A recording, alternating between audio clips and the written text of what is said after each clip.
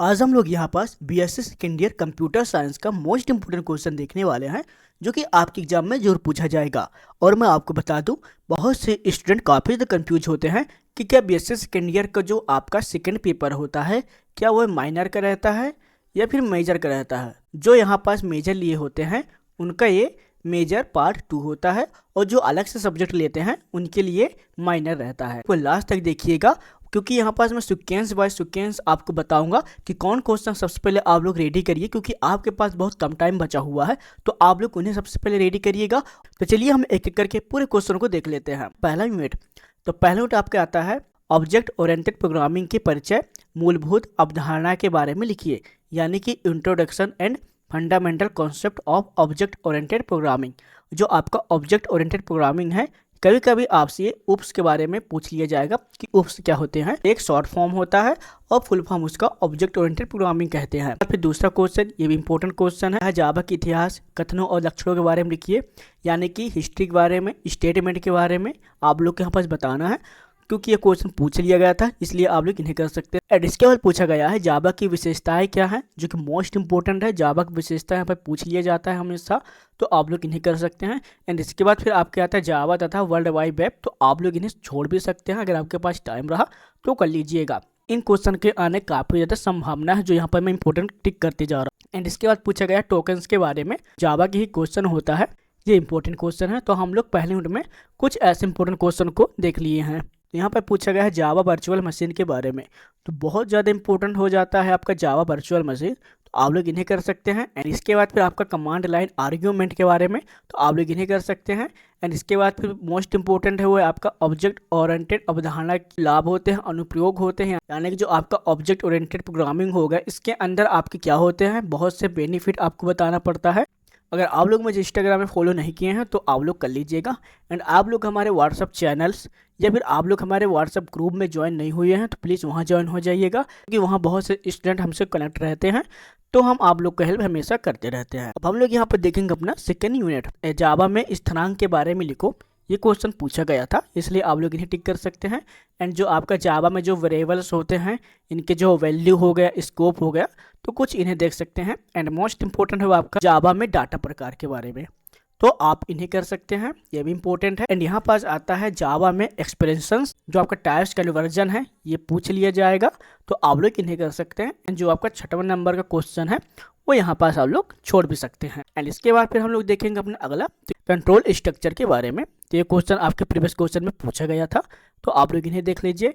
And जावा का जो loops होते हैं ये आप लोग का वेरी इंपॉर्टेंट है, कभी कभी जो लूप्स है उससे भी क्वेश्चन यहाँ पर पूछ लिया जाता है, तो आप लोग इन्हें अच्छे तरीके से कर सकते हैं। अब चलिए हम लोग थोड़ा और आगे चलते हैं, हम बढ़ेंगे अब अपने तीसरे यूनिट में। तो तीसरे यूनिट में यहाँ पर सबसे पहले आपका आता है जावा में जो आपका वेरिएबल्स हो गया और जो ऑब्जेक्ट हो गया उनके बारे में, तो आप लोग इन्हें कर सकते हैं। इसके बाद फिर आपके आता है जावा में क्लास परिभाषित करने के बारे में, तो जावा में कैसे क्लास यहाँ पास बनाया जाता है, वो क्या होता है, उनके बारे में आपको परिभाषा लिखना है। एंड यहाँ पास फिर आता है कंस्ट्रक्टर, तो कंस्ट्रक्टर भी आप लोग देख सकते हैं और वेरी मोस्ट इंपॉर्टेंट है, तो आप लोग सबसे पहले इनमें से इसे करिएगा। जो आपका ओवरराइडिंग मेथड है ये बहुत ज़्यादा इंपॉर्टेंट है, ये अलग से भी क्वेश्चन पूछ लिया जाता है, तो आप लोग इन्हें करिए। एंड इसके बाद फिर आप लोग जावा में इनहेरिटेंस के बारे में, पहला आप लोग जो आपका ओवरराइडिंग मेथड हो गया जावा का, सेकेंड आप लोग यहाँ पास जावा में जो इनहेरिटेंस है इन्हें करिएगा। इसके बाद फिर आप लोग तीसरा क्लास कर सकते हैं, देन उसके बाद फिर आप लोग चौथा ब्रेवर्स कर सकते हैं, तो आप इतना कर लीजिएगा। अब तो यहाँ पूछा गया है एरेज के बारे में, इसके बाद फिर जो आपका जावा में जो एरेज आते हैं यानी कि एरे आते हैं, तो आप लोग इन्हें कर सकते हैं। कुछ यहाँ पास इंटरफेस और वेरिएबल के बारे में पूछा गया है जो कि इम्पोर्टेंट है ही है, तो आप लोग इन्हें कर लीजिएगा, क्योंकि ये पूरे इंपॉर्टेंट क्वेश्चन ही है, तो आप लोग इन्हें अच्छी तरीके से कर सकते हैं। जो आपका 8वां क्वेश्चन है हो सकेगा तो आप लोग इन्हें छोड़ भी सकते हैं। एंड अब देखेंगे अपना चौथा यूनिट, तो चलिए ऐसे कौन से क्वेश्चन है जो कि आपसे पूछा गया था। तो देखिए सबसे पहले यहाँ पास आया था आपका पैकेज, यानी कि जावा में जो पैकेज के जो प्रकार हो गया, तो पैकेज से क्वेश्चन बनता ही है क्योंकि प्रीवियस क्वेश्चन में आया हुआ था, तो आप लोग इन्हें कर सकते हैं। एंड इसके बाद फिर पूछा गया है जावा में नेमिंग, एंड जावा में जो आपका नेमिंग कन्वर्सन हो गया ये मोस्ट इंपॉर्टेंट है, तो आप लोग इन्हें देख सकते हैं, या फिर आप लोग बाद में भी कर सकते हैं। लेकिन जो जावा में थ्रेड्स है ये बहुत ज़्यादा इंपॉर्टेंट हो जाता है। और मैं आपको बता दूँ कि जो आपका थ्रेड है ये अलग से ही क्वेश्चन पूछा जाता है कि थ्रेड यहाँ पास क्या होते हैं। तो आप लोग उन क्वेश्चन को अच्छे तरीके से कर लेंगे। इसके अंदर जितने भी यहाँ पर क्वेश्चन पूछा जाएगा तो आप लोग इजीली कर लेंगे। जावा में एक थ्रेड को रोकने और ब्लॉक करने के बारे में लिखो। थ्रेड की आपदा समझाइए। जो थ्रेड से कोई भी क्वेश्चन मत छोड़िएगा, ये इंपॉर्टेंट है।